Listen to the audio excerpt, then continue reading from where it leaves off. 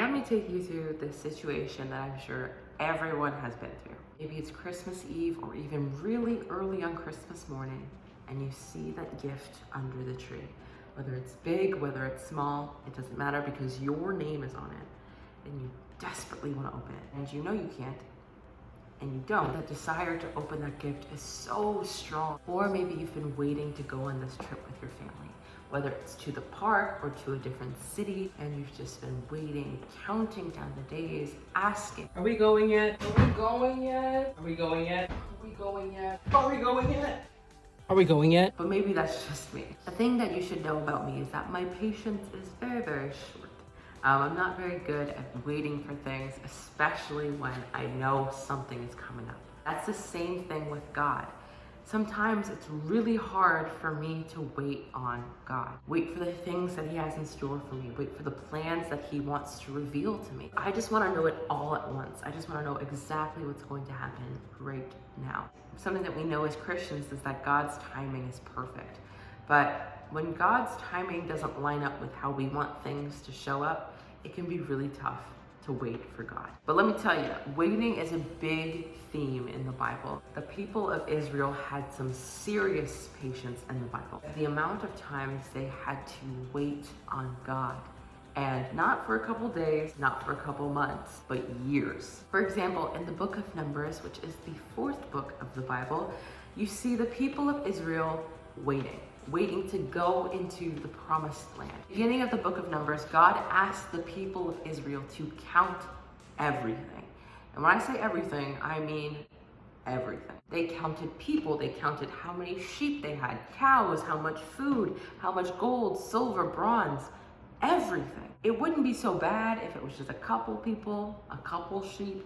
But no, there were 2 million people at the time in the people of Israel, plus all their sheep, all their cattle, all the children that they had, everything was counted.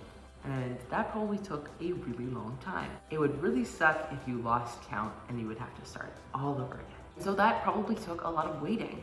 And then the people of Israel had to wait again because they rebelled against God on their way to the promised land. They got afraid, and so they couldn't go into the promised land for another 40 years. And you think 40 years is a long time?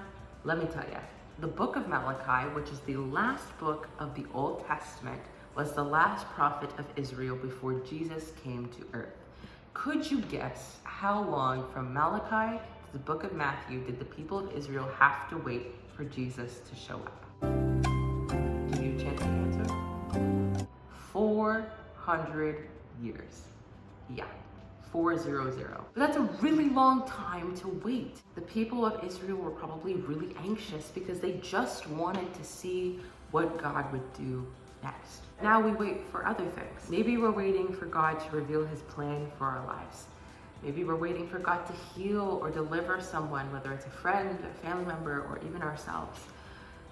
Waiting can be really difficult, and it could be anything that you could be waiting for from God. Maybe you won't have to wait 400 years for it to happen, but it could feel like that. It could just feel like the time is just passing and passing, and God seems to be doing nothing. That's the brilliant thing about God, that he's not chilling out, waiting for something to happen. He's actively doing things as we speak. Even when in the situation that we're in, nothing seems to be changing, God is still working in us and through us. Waiting on God can be really tough because we trust that he has our best interest and wants to keep us safe and keep us protected, but sometimes it's really hard to wait for what he wants for us. Here is a word of encouragement from the prophet Jeremiah, from the book of Jeremiah 29, verse 11. For I know the plans I have for you, declares the Lord. Plans to prosper you and not to harm you, to give you future and hope. Now, these words were meant for the people of Israel at their time, where they were in exile away from their homeland, waiting for God to do something, to bring them home. And while we don't face the same situation as the people of Israel in this time, this verse still has power and magnitude for us because we trust that God's plans are perfect, that they are planned out for us and specifically for us. And even when things seem difficult, uncertain, things are all over the place, just a mess, God is still in control.